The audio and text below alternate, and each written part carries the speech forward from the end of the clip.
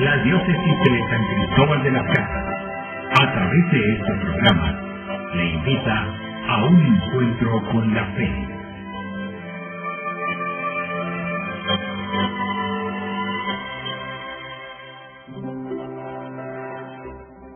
Muchas gracias por sintonizarnos, muy buenos días, un feliz domingo. Y siempre empezamos hablándole a Dios de lo que sale del corazón.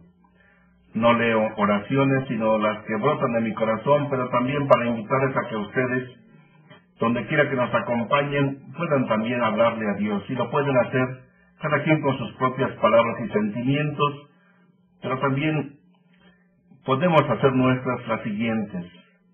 Padre Dios, gracias por este día. Gracias por ser tan bueno. Tienes un corazón materno, extraordinario, bondadoso, comprensivo. Y por eso confiamos en ti. Tú bien sabes nuestra realidad, nuestras historias, nuestras situaciones personales y familiares. Para ti nada es desconocido. Estamos en tu mente y en tu corazón. Señor, confiamos en ti, creemos en ti, esperamos en ti. Aunque muchas veces pareciera que no nos escuchas, sí nos escuchas. Aunque pareciera que estás lejos, estás más cerca que nosotros de nosotros mismos. Siempre estás con nosotros.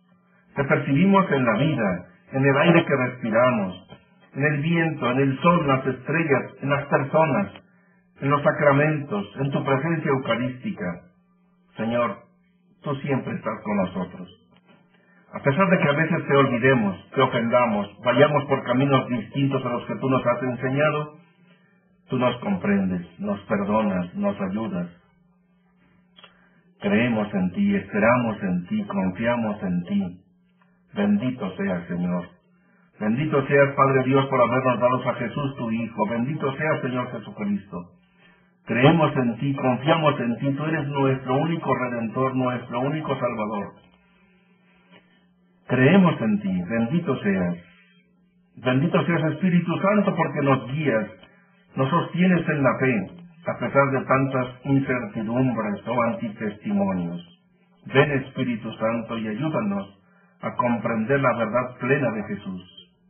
Ven, Espíritu Santo, a nuestra iglesia, a nuestra diócesis, a nuestras familias y a nuestros corazones. Ilumínanos, guíanos por el buen camino. Hay tantos problemas en la vida. Fortalécenos en las enfermedades, en los cansancios, en las incertidumbres, en las traiciones, en las calumnias.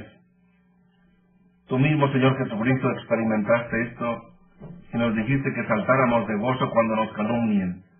Es difícil, Señor, cuando nos calumnian, que no nos duela. Es difícil saltar de gozo, pero, Señor, danos la gracia de ser firmes y fuertes también en las incomprensiones y en las persecuciones. Bendice nuestras familias. Bendice a quienes más lo necesitan, a quienes menos se acuerdan de ti, pero más te necesitan. Señor, danos salud, pero sobre todo danos paz, danos fortaleza, danos ánimo, danos aliento. Confiamos en ti. Y a ti, Virgen María, nuestra Madre, ¿cómo no acudir a ti? Si tú nos das a Jesús, nos traes a Jesús, nos traes al Salvador. Bendita seas, llena de gracia. El Señor está contigo. Intercede por nosotros para que podamos cada día vivir más fielmente de acuerdo con la santa palabra de Dios.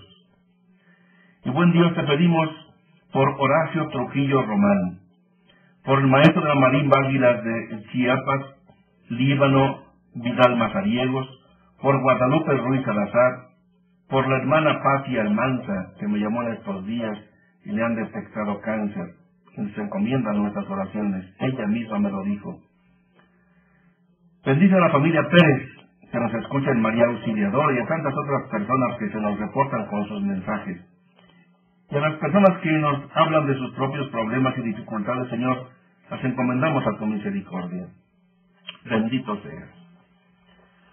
Paso ahora a la primera parte de nuestro programa, que siempre gira en torno a la santa palabra de Dios.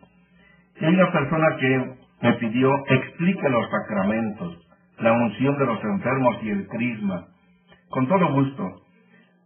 Voy a dar varias citas, que no las puedo leer íntegras por la brevedad del programa, pero si a ustedes les interesa, como el fundamento bíblico, uno de los tantos fundamentos bíblicos para los diferentes sacramentos, los 7 que tenemos, pues tome nota. Procuraré, como me recomendó una persona del público, dar las citas en forma pausada para que las puedan ustedes escribir. Pero pues no me puedo detener demasiado en ello. Después pueden oír este programa en la página de la diócesis.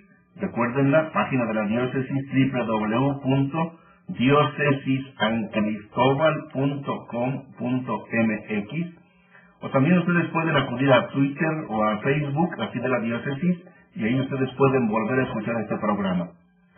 Por tanto, los sacramentos que son signos sensibles, visibles: agua, crisma, así aceite, imposición de las manos, pan, vino, son signos visibles, pero que nos dan realidades invisibles, sobrenaturales.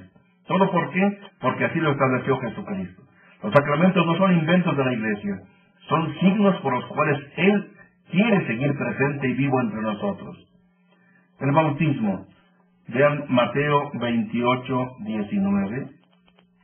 Mateo 28:19, Jesús dice: el que crea y se bautice, se salva. El que crea y se bautice, se salva. Lo mismo nos está diciendo en Marcos 16:16. Marcos 16:16, dice Jesús que quien de veras crea y se bautice en el nombre del Padre y del Hijo y del Espíritu Santo, podemos encontrar la vida eterna. Estos dos evangelistas, Mateo 28 y Marcos 16, se complementan mutuamente. Nos dan la exigencia de la fe para el bautismo, la importancia del bautismo, y que sea el bautismo en la fórmula trinitaria, en el nombre del Padre y del Hijo y del Espíritu Santo. Pero Jesús mismo nos lo confirma en Juan capítulo 3, versículo 5. Juan capítulo 3, versículo 5, en que nos dice Jesús que quien no renazca del agua y del Espíritu no puede entrar en el reino de Dios. Por eso es importante el bautismo. Juan 3, 5. Quien no renazca del agua y del Espíritu no puede entrar en el reino de Dios. ¿En qué nos basamos para el sacramento de la confirmación? Recuerden, ahí se nos da el Espíritu Santo. ¿Cómo se les dio a los apóstoles? Ustedes pueden ver en Hechos de los Apóstoles, capítulo 2, versículos 1 al 4, Hechos 2, del 1 al 4, donde se nos habla de cómo los apóstoles recibieron la efusión del Espíritu Santo.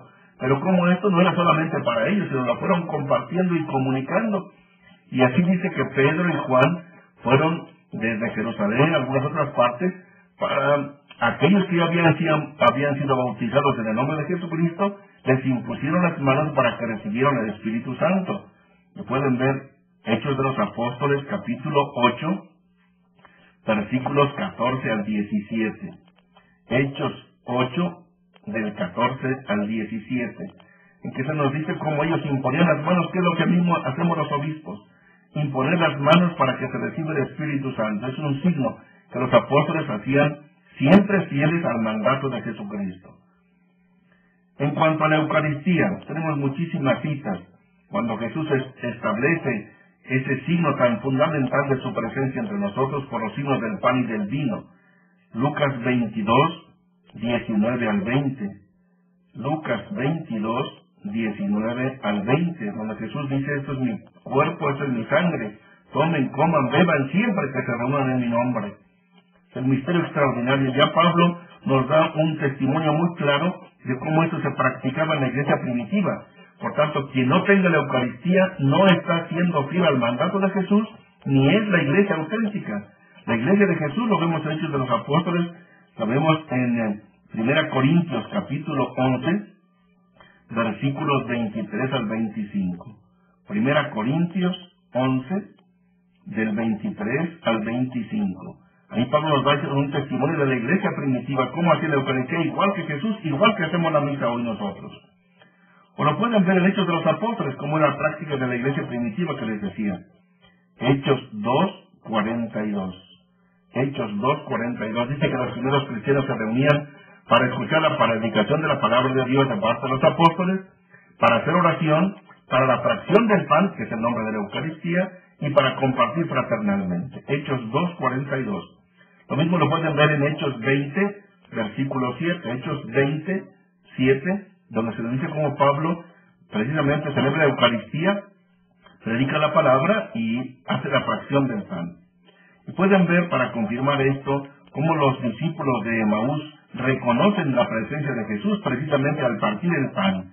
Lucas 24, 35. Lucas 24, 35. En cuanto al otro sacramento, el cuarto sacramento, la reconciliación, la penitencia, la confesión, varias veces hemos dado varias citas, pero por ejemplo, ustedes pueden ver en Mateo 16, 19, Mateo 16, 19, cómo Jesús le da a Pedro la facultad de perdonar, de quitar las cadenas. De lo que tú desates quedará desatado. Y lo mismo que le da a Pedro en 16, 19, lo mismo en Mateo 18, 18 lo da a los demás discípulos, a los demás apóstoles. Mateo 18, 18. Y ahí como Jesús da la facultad de poder perdonar los pecados igual que él lo hacía. Pero la cita más clara para la confesión es capítulo 20 del Evangelio de San Juan, versículos 22 al 23. 20, 22 al 23 de San Juan, donde Jesús les dice lo que a quienes ustedes perdonen, quedan perdonados. A quienes no les perdonen, no les quedan perdonados sus pecados. Es la cita más clara. En cuanto al sacramento del orden, ya San Pablo habla de 3 órdenes: obispos, presbíteros y diáconos. Pueden verlo en varias partes. Por ejemplo, primera carta a Timoteo, capítulo 3. Primera carta a Timoteo, capítulo 3, versículos 1 al 13. Con toda claridad habla de obispos, presbíteros y diáconos. Primera Timoteo 3, 1 al 13. Lo mismo en Tito, capítulo 1, versículos 5 al 9. Carta a Tito, capítulo 1, versículos del 5 al 9. O también lo pueden ver en Hechos, capítulo 20, versículo 17. Hechos, capítulo 20, 27. Y la institución de que haya obispos, presbíteros, diáconos o el Papa, la hace el mismo Jesucristo. Hay algunas personas que luego nos preguntan de los nombres de los 12 apóstoles. Ustedes los pueden ver en Marcos capítulo 3, versículos 13 al 19. Marcos 3, 13 al 19. Y habría muchísimas otras más citas. En cuanto al matrimonio, sacramento del matrimonio, sexto sacramento. Desde luego la institución por Dios en el mismo libro del Génesis, desde la creación de la humanidad, capítulo 1 del libro del Génesis, versículos 27 al 28. Génesis 1, 27 al 28. Pero con otra forma también lo dice Dios en Génesis capítulo 2, versículo 24. Génesis capítulo 2, versículo 24. Esto que Dios había establecido desde el principio de la humanidad, Jesucristo lo confirma. Lo pueden ver en Mateo 19, 1 al 9, donde Jesús ratifica, Mateo 19, 1 al 9, ratifica que lo que Dios ha unido no lo puede separar nadie. Y lo mismo después expresa San Pablo en Efesios capítulo 5, versículos 21 al 33. Efesios 5, 21 al 33. Y finalmente, el último sacramento, la unción de los enfermos. Ustedes pueden ver cómo Jesús manda a los apóstoles que vayan, prediquen, curen a los enfermos. Y nos dice Marcos 6:13, Marcos 6:13, ungían con aceite a muchos enfermos, los apóstoles. Ungían con aceite a muchos enfermos, Marcos 6:13. Y lo mismo recomienda después el apóstol Santiago, Santiago 5:14. Santiago 5:14, unjan a los enfermos, unjan a los enfermos.